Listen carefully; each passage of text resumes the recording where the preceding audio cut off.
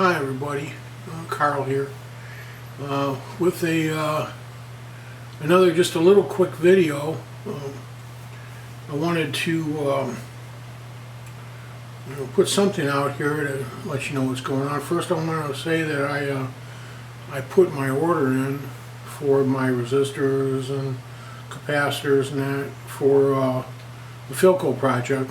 So as soon as I get them back, I ordered them from Radio Days. I've never tried them before, and everybody uses them, tries them, and sounds pretty happy. So I thought I'll give them a shot, and so I put my order in for that. In my last TatorMash video, I showed everybody my tube tester that I got, which is something if you're gonna be doing this stuff, you pretty much need one. You need one that covers the old tubes and the new. And so I got a great deal on it. I'm super happy. In the comments, our Joe Earn 1 John had mentioned, well, when you got the opportunity, you ought to take, dig into it and look and see if there's any tubes in there and test them and check them out, and if there's any capacitors that might need to be changed, any electrolytics and stuff. I thought, wow, that's a great idea, and that'll make a good video. So I printed out the schematic, and I don't know if you can see this too well or not. Probably not. But anyway, I'm looking through it, and I'm not seeing any capacitors, and I'm surely not seeing any tubes. I know that my other tester has a little tube in there. It's got some capacitors, and it's got other things in it. Because when I first got it, I kind of went through it. This one doesn't have any tubes. It doesn't have any capacitors. It's got some resistors. And as a matter of fact, I went through that. And here, let me, if I can swing this around, show you. Here's my, this is the other side. And it's, it's got the roll, which you can change. And it's got the sockets, everything's got a really cool transformer. But no capacitors, no tubes.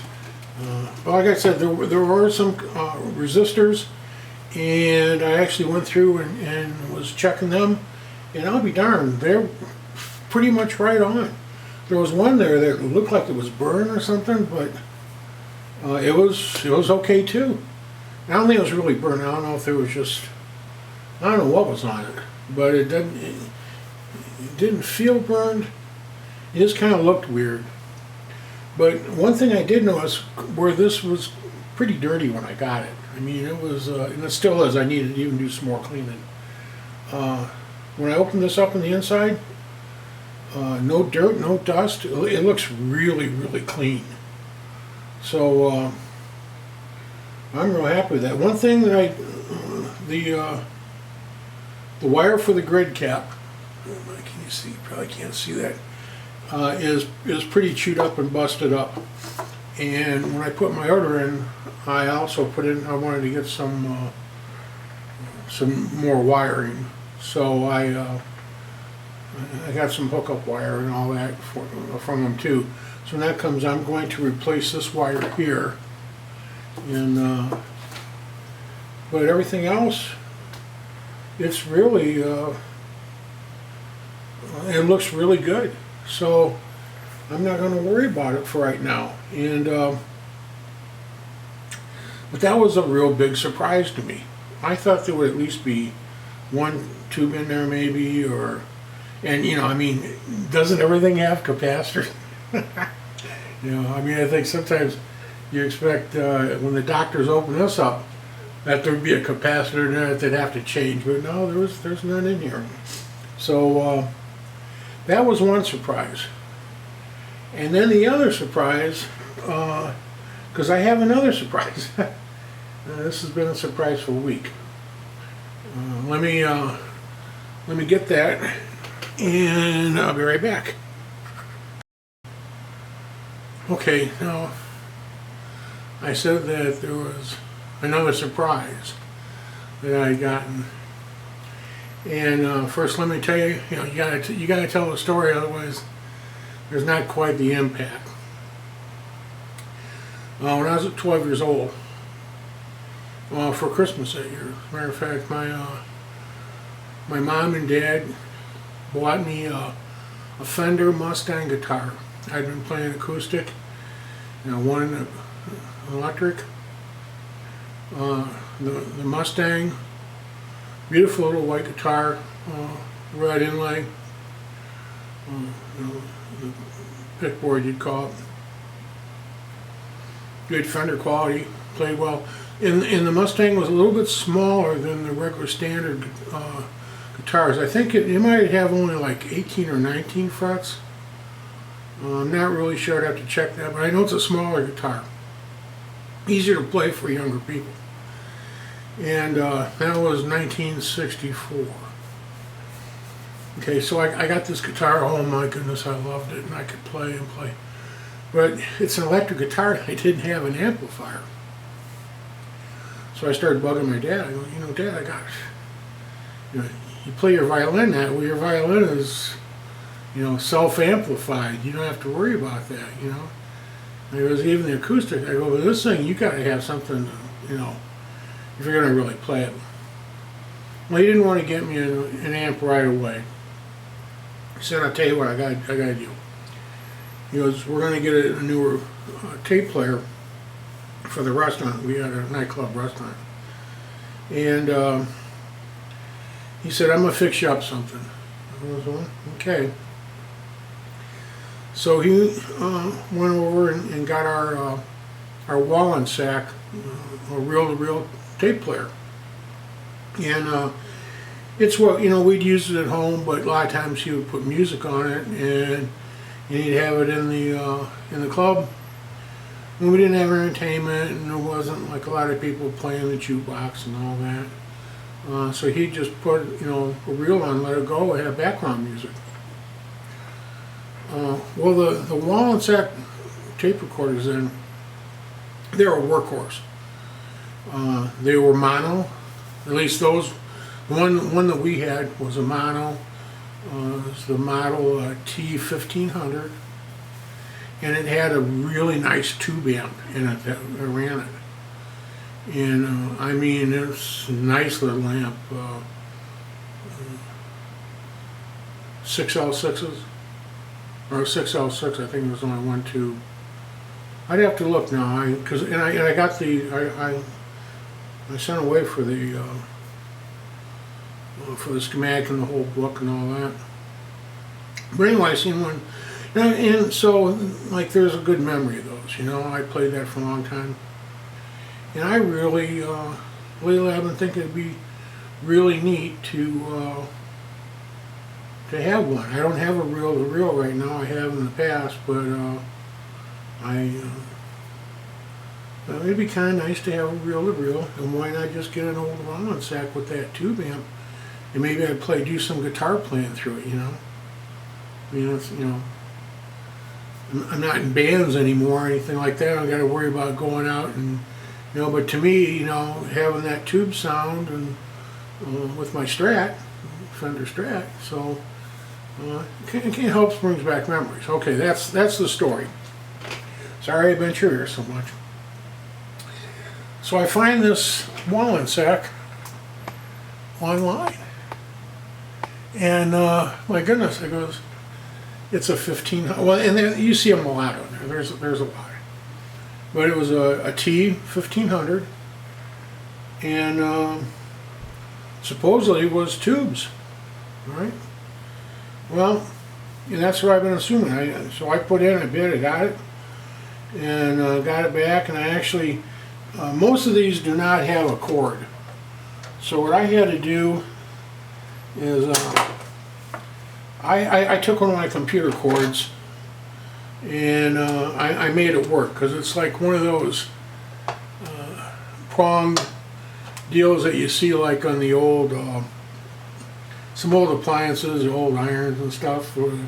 It's got the two separate little plugs, but they're not separate. But anyway, and I made that work, and I tested it out, and it does work. You know, it needs to be gone through maybe a little bit, and I planned on doing that. And so I didn't think nothing of it. I goes, I'll mess with this later. I got too many other things going right now. So I just I put it on the side. I tested it and knew it worked, at least. And then this last weekend, I thought, you know what, I'm going to be putting an order in somewhere. At the time, I wasn't sure. Maybe I ought to just dig in and maybe test those tubes in there and look at, you know, does it need some stuff? Maybe I'll just order them while I'm doing this order. And so I thought, okay, so I'll start digging at it. Well, Tim Thompson had mentioned this place here, stereomanuals.com, and so I ordered and I got the whole deal. They got a nice little package. I mean, it's a great deal. Not only do they have, it's like the whole manual. They give you the whole manual with the service info, everything. So, and it's got it for all the different ones. There's the ones that have solid state, and they're like the 1500 S and SA, and I look at it, but there's a couple other models. And so I'm looking at it and I thought, okay, let's start taking this puppy apart. So underneath, all you do is to get at where I needed to go, bottom plate comes off. You got to pull one of the sides, and you can basically get the you can get it where you need. You can get the amplifier part out and check it out and everything, which that was my goal. Well, I started taking it apart, and it wasn't coming apart as easy as the instructions said that it should. I wonder what the deal is. But I had it open enough to where I'm looking around. I goes, you know, where are the tubes at? I'm looking at the diagrams, and then I'm looking back at the inside. I'm thinking something's not right here. And I finally get the piece out, and I look, and here's like these big transistors. I'm thinking, what? They're not supposed to. And I know what the deal is, because on the outside, this is the T1500 that is supposed to be with the tubes. The other ones, the solid states and that, they have a couple other things that are a little bit different. I mean, it's not a real big deal, and if you didn't know about them, you wouldn't even catch it. But reading the manual and looking, and this is set up for the tube version, but yeah, it looks like somebody may have state. So what a surprise that was for me. No tube amp. So that was my second surprise. So down the road, I might, you know, I've been kind of thinking I might build one. The guy called Uncle Doug, he has I'm sure a lot of you guys have seen his. He specializes in guitar amplifiers and tube amps. I was thinking along the lines, you know what, maybe I'll just try to build my own little Champ, you know, Fender Champ. I had a Princeton one, but I was going to just go with a little Champ. Well, that Uncle Doug mentioned that he was going to start a project where he's going to build a vintage amplifier, tube amp. So I, well, maybe I'll just follow along and go along with him. Now, I don't know if I'll do it as soon as he's doing his, but I don't know. This works as a reel-to-reel. If I want to get another one that looks just like it, only just to get the tubes, I might just, like I say, use this for a reel-to-reel and then just build one. But that was my second surprise. So it's been quite a surprising week.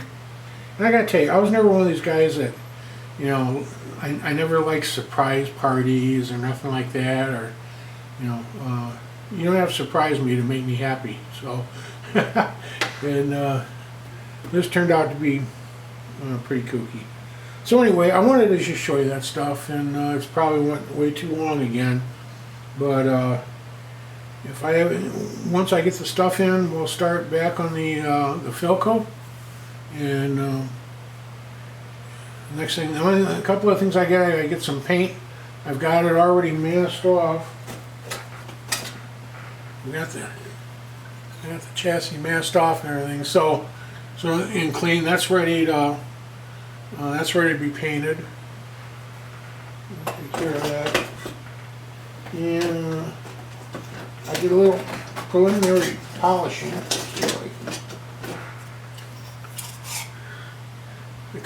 I cleaned them up a little bit, so I don't know if you can see that or not.